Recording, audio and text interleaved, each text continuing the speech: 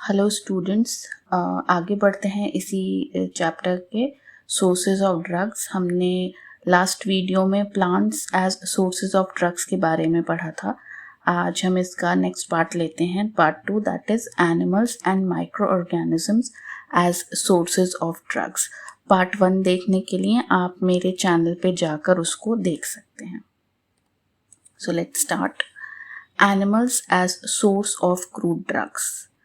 Animals provide several valuable crude drugs and pharmaceutical products like the hormones, enzymes, coagulants, nutritional supplements and excipients.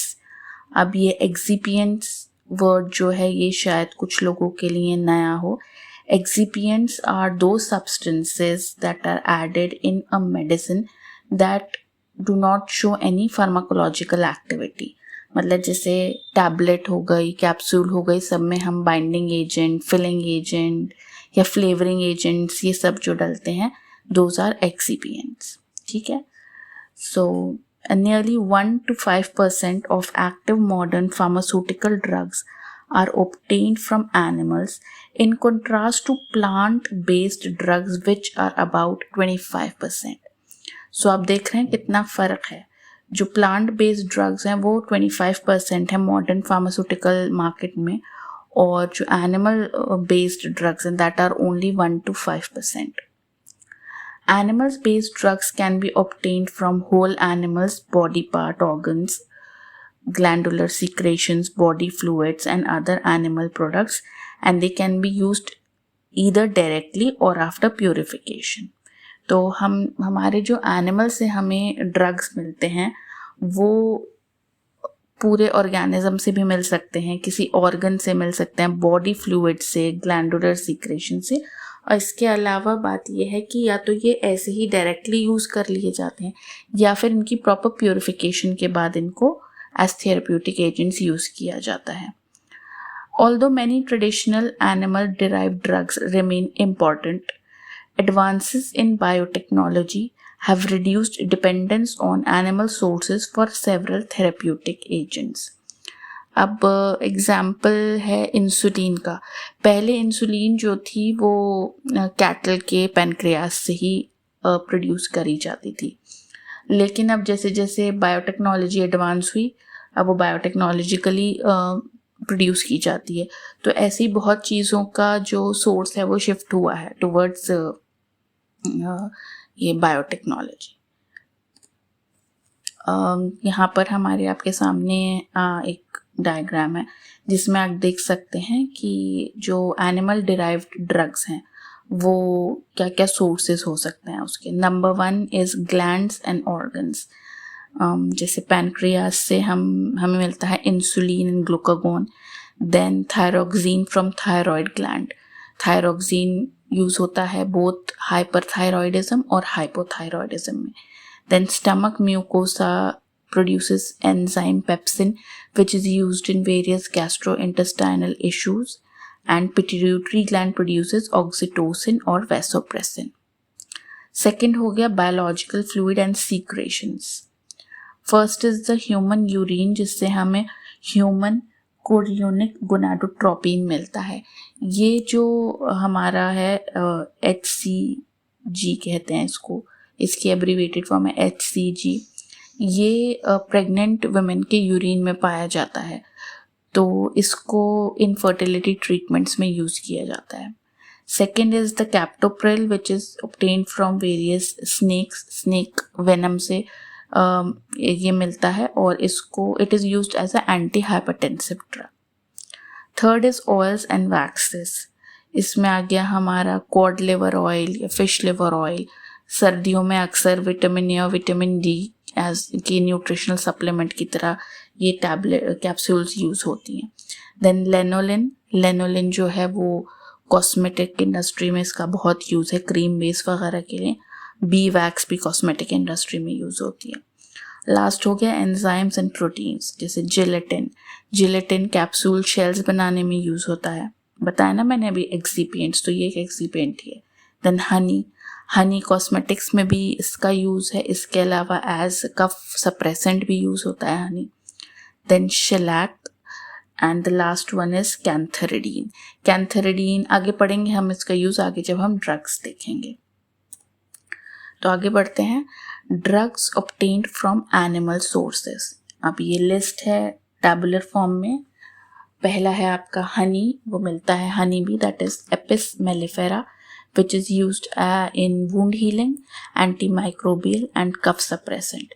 Second is beeswax, again from Apis mellifera, that is used as the pharmaceutical ointment and cream base. Then cod liver oil.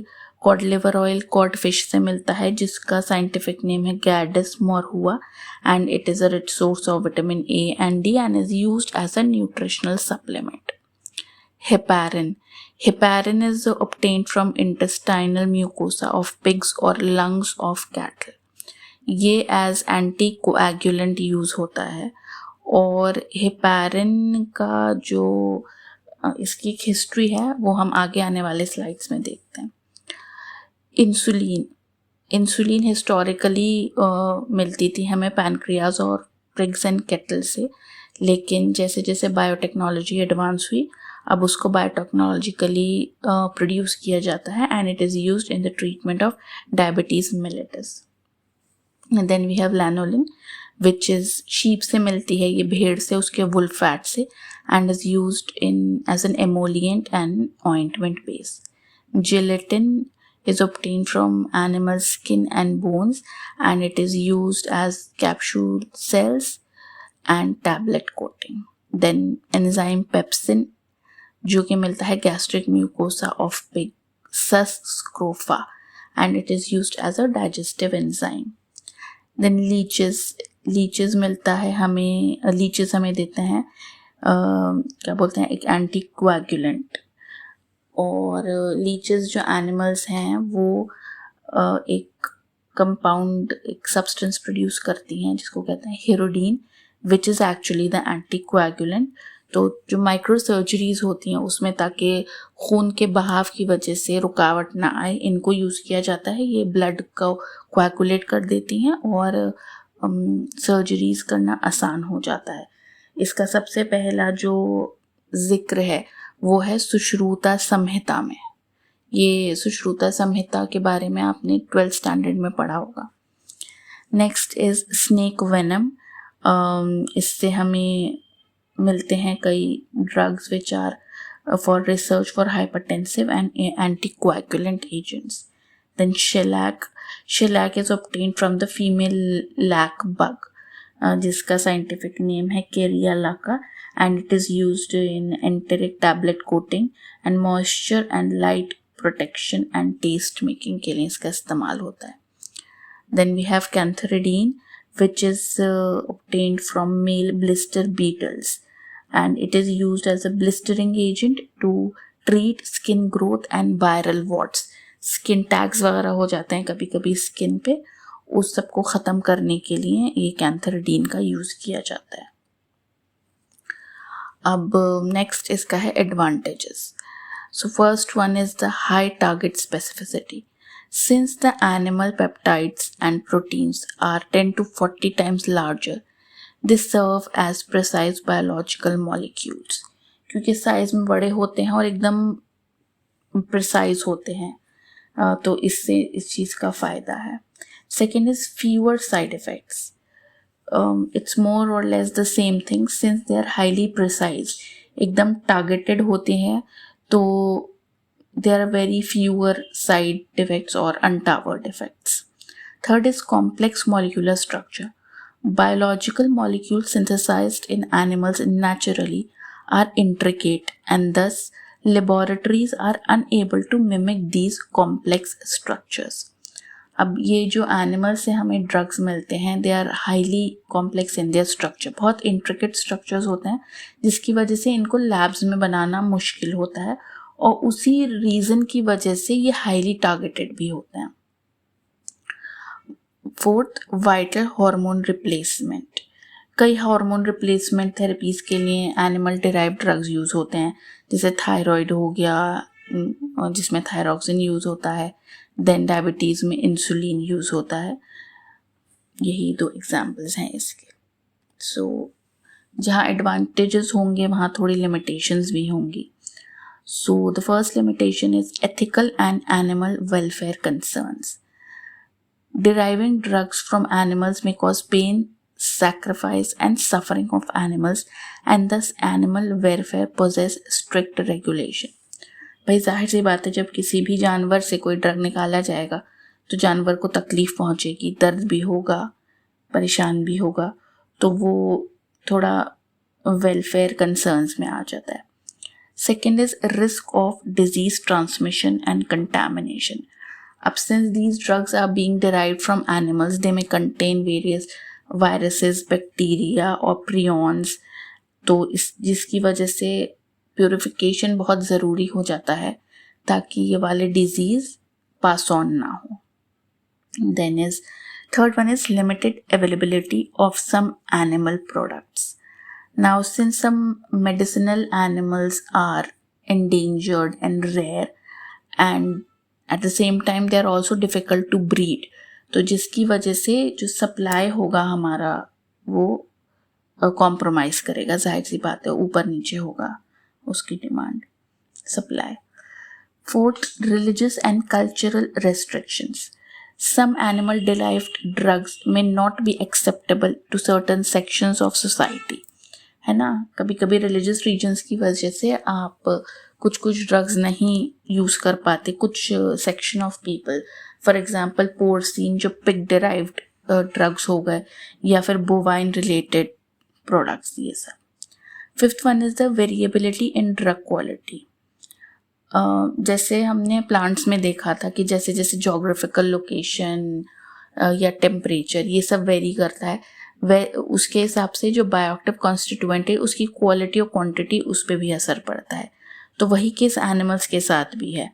With variation in age, diet, species, health conditions, hygienic conditions, environmental conditions, the potency and composition of animal derived drugs also vary. तो जिसकी वजह से standardization become difficult. Sixth one is high production cost. Nurturing animals, maintaining the proper hygienic condition, and then extracting the compound and then its purification requires a large amount of money. Last one is conservation issues. Excessive harvesting of medicinal animals can threaten biodiversity and disturb the ecological balance.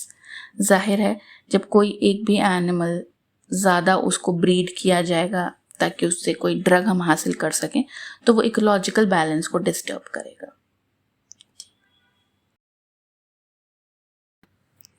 Let's talk about microorganisms as source of crude drugs. Microorganisms are an important natural source of crude drugs and biologically active compounds. Bacteria, fungi, actinomycetes, and yeasts are utilized, which produce an array of compounds like antibiotics, enzymes, vitamins, immunosuppressants, and other secondary metabolites of pharmaceutical importance.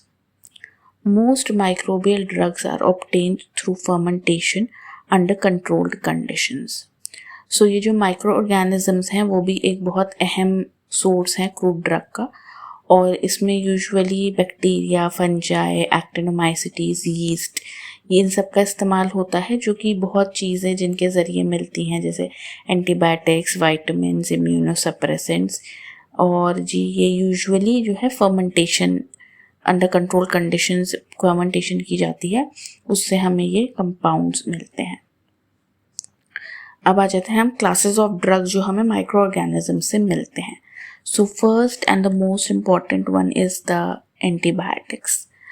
First one is penicillin, which is obtained from fungus Penicillium notatum, and it is used in the treatment of various bacterial infections.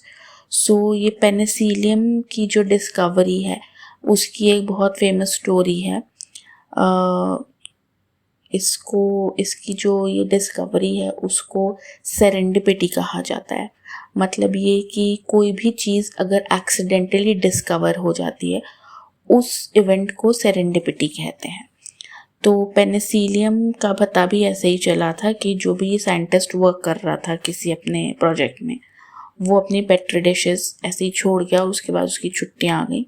तो जब वो वापस आया उसने देखा कि जो bacterial colonies हैं वो कहीं कहीं से ग्रोथ नहीं दिख रही है, मतलब डेड हो चुकी हैं वो, और कुछ उसमें से निकल रहा है, मतलब कोई कंपाउंड ऐसा निकल रहा था जिसकी वजह से वो बैक्टीरियल ग्रोथ को हॉल्टर कर रहा था। तो जब उसने आगे इन्वेस्टिगेशन की तो इस एंटीबायोटिक का पता चला, और आज उसको इन मेन स्ट्रीम फार्मास्यूटिकल इंडस्ट्री या मेडिकल इंडस्ट्री में उसका यूज़ है। Second is the streptomycin and tetracyclines, which are obtained from Actinomycetes streptomyces species से. These are also a type of bacteria and are used in treating various infections like tuberculosis. TB के इलाज में इनका इस्तेमाल है. Then third one are the cephalosporins, which are obtained from fungus Acremonium chrysogenum. इसका इस्तेमाल है for treating various bacterial infections like respiratory, skin, urinary tract and ear infection. And the last one is erythromycin, जिसको जो मिलता है bacterium सैकरोपोलिस्पोरा एरिथ्रिया and is used in the treatment of respiratory infections, skin infections and sexually transmitted diseases. Second class of drug जो हमें micro organism से मिलती है, that are the statins. What are statins? They are cholesterol lowering agents. इसमें है लोवास्टैटिन, जो कि हमें मिलती है फंगस एस्परजिलस टेरियस से, and it is use in the treatment of hyperlipidemia, मतलब high levels of cholesterol, and prevention of cardiovascular diseases. Then is immunosuppressant cyclosporin, which is obtained from a fungus named Tolypocladium inflatum. अब ये cyclosporin जो है वो उसका use क्या है? Basically वो इम्यून सिस्टम को काम करता है, शांत करता है. जब भी कोई ऑर्गन ट्रांसप्लांट होता है तो शांत कर देता है, और जिसकी वजह से इन्फेक्शंस वगैरह नहीं होते. इसके अलावा ये रूमेटॉइड आर्थराइटिस में भी इसका यूज़ होता है. The last class is the enzymes. First one is streptokinase, which is obtained from Streptococcus bacteria, and it is used as a thrombolytic agent to dissolve blood clots in heart attacks. And the second one is asparaginase, which is obtained from E. coli bacteria and is used as a chemotherapy drug to treat acute lymphoblastic leukemia. तो ये कुछ classes of drugs हैं. अच्छा, सिर्फ यही नहीं हैं जो मैं टेबल बना के बता रही हूँ, सिर्फ इतनी ही ड्रग्स नहीं हैं, ये तो बहुत ज़्यादा तादाद में है. सब कुछ याद करना पॉसिबल भी नहीं है, सब कुछ प्रेजेंट करना भी पॉसिबल नहीं है. तो ये मैं आपको मेजर जो है मैं वो आपको बता देती हूँ. अब इसके एडवांटेजेस पे आ जाते हैं. Rapid growth. First one is rapid growth. Micro organisms multiply quickly, allowing large scale productions of drugs in a short time.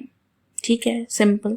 जल्दी मल्टीप्लाई करते हैं माइक्रो ऑर्गेनिज्म, जिसकी वजह से ड्रग्स लार्ज स्केल पर भी बहुत कम वक्त में उपलब्ध हो जाती हैं. Second is high yield. Through strain selection and genetic engineering drug yield can be significantly increased. Yes, अगर प्रॉपर स्ट्रेन सिलेक्शन हो तो, और इसके अलावा जेनेटिक इंजीनियरिंग के ज़रिए प्रोडक्शन को और बढ़ाया जा सकता है. Then source of diverse bioactive compounds. The microorganisms produce a wide range of secondary metabolites with antimicrobial, anti-cancer, immunosuppressive, cholesterol lowering and enzyme inhibiting activities. बिल्कुल, ये मतलब देखा जाए तो काफ़ी डाइवर्स ग्रुप ऑफ प्रोडक्ट्स हमें मिलते हैं माइक्रो ऑर्गेनिज्म से.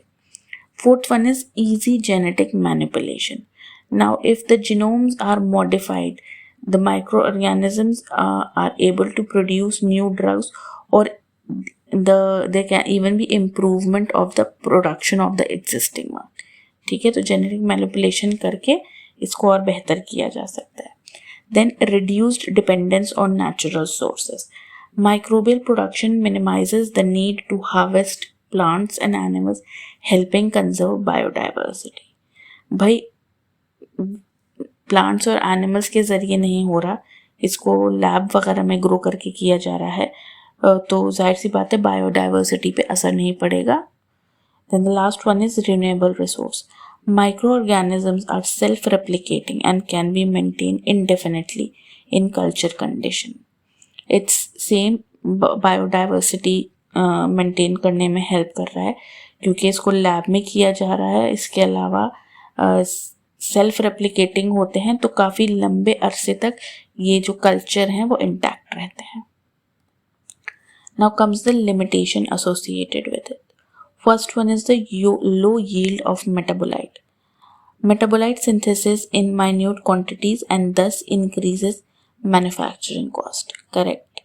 अगर कुछ माइक्रो ऑर्गेनिजम्स जो होते हैं उनसे जो हमें फार्माकोलॉजिकली एक्टिव बायोएक्टिव कंस्टिट्यूएंट मिलते हैं वो बहुत छोटी क्वांटिटी में होते हैं, तो जाहिर सी बात है फिर मैन्युफैक्चरिंग कॉस्ट एनहांस होती है.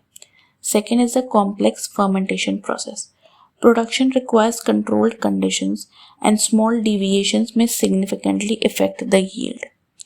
It may get contaminated with unwanted microorganisms, spoiling the whole batch. Difficult and expensive extraction and purification process. तो fermentation process काफ़ी complex होता है. ज़रा सी deviation से बहुत बड़े changes आ सकते हैं yield पे, which becomes a problem. इसके अलावा they may even get contaminated with other microorganism, तो पूरा बैच उससे ख़राब हो जाता है और डिफ़िकल्ट और एक्सपेंसिव हो जाती है इसकी एक्सट्रैक्शन और उसके बाद प्योरिफिकेशन प्रोसेस. तो ये सब भी at the end cost increase करते हैं. Third is genetic instability. Microbial strains में undergo spontaneous mutation during cultivation which can decrease the productivity and modify quality of desired metabolite. भाई spontaneous mutation हो सकता है उसके अंदर आपकी fermentation में के दौरान, जिसकी वजह से productivity पे फ़र्क पड़ेगा और इसके अलावा desired metabolite की क्या कहते हैं उसकी quantity as well as quality दोनों पे असर पड़ेगा. Fourth one is presence of toxic metabolite. The process may be accompanied with production of toxins that are required to be completely removed. बिल्कुल पूरे प्रोसेस के दौरान अनवांटेड टॉक्सिन्स भी पैदा होते हैं जिसकी वजह से आपका पूरा बैच खराब हो सकता है. Fifth is development of anti microbial resistance. Extensive use of microbially derived antibiotics can promote the emergence of a resistant micro organism resisting their long term effectivity. भाई antibiotic resistant is a big problem in today's world. So अगर बहुत ज़्यादा production microbes की माइक्रोबियली derived antibiotics की होती है, इसकी वजह से रेजिस्टेंट माइक्रो ऑर्गेनिजम्स पैदा होने लगते हैं जो in the long run antibiotic resistant produce करेंगे. Sixth and the last one is regulatory and quality control challenges. Pharmaceutical products derived from micro organism must undergo rigorous quality control to ensure purity, potency, sterility and absence of microbial stains. भाई regulatory उसकी वजह से जैसे जो हमें ये micro organism से drugs मिलते हैं उसकी बहुत क्वालिटी कंट्रोल की ज़रूरत होती है ताकि उसकी प्योरिटी, स्टेरिलिटी, पोटेंसी ये सब एकदम स्टैंडर्डाइज तरीके से हों और किसी भी माइक्रोबियल टॉक्सिन की मौजूदगी ना हो. So here we end this topic, animals and microorganisms as sources of drug. Next time हम third part and the last part of this chapter हम करेंगे. अच्छा, मैं एक चीज़ कहना चाहूँगी कि इसमें एनिमल्स और माइक्रो ऑर्गेनिजम्स के साइंटिफिक नेम थोड़े डिफ़िकल्ट लग सकते हैं आपको. उसका रीज़न ये है कि प्लांट्स के बारे में हम फार्माकोग्नोसी में आमतौर पे पढ़ते हैं, मोस्टली हम प्लांट्स ही पढ़ रहे होते हैं, तो उनके नामों से हम कई नामों से पहले से वाकिफ़ होते हैं तो उसको लर्न करना इजी होता है. एनिमल्स और माइक्रो ऑर्गेनिजम्स के नाम हम पहली बार पढ़ रहे हैं कई, तो डिफ़िकल्ट हो सकता है लेकिन कोशिश करेंगे तो नाम याद हो जाएंगे. और दूसरी चीज़ ये कि जहाँ जहाँ साइंटिफिक नेम आए वहाँ वहाँ अगर आप एग्ज़ाम दे रहे हैं, हाथ से लिख रहे हैं, तो जिनस नेम और स्पीशीज़ नेम दोनों को अंडरलाइन करना है अलग अलग लाइन से। एक लाइन से नहीं करेंगे, वो गलत तरीका होता है। और अगर प्रिंट फॉर्म में आप लिख रहे हैं लैपटॉप में, कंप्यूटर में कहीं, तो उसको आइटलाइज करेंगे। ठीक है। So till the next video, stay safe and stay vigilant. Thank you so much for watching this video. Kindly like, comment and subscribe to my channel Pharmacognosy with Dr. Lubna. और अगर आप किसी को जानते हैं जिसको इस वीडियो से, इस चैनल से फ़ायदा पहुंच सकता है, तो उसके साथ ज़रूर शेयर करिए। Thank you for watching.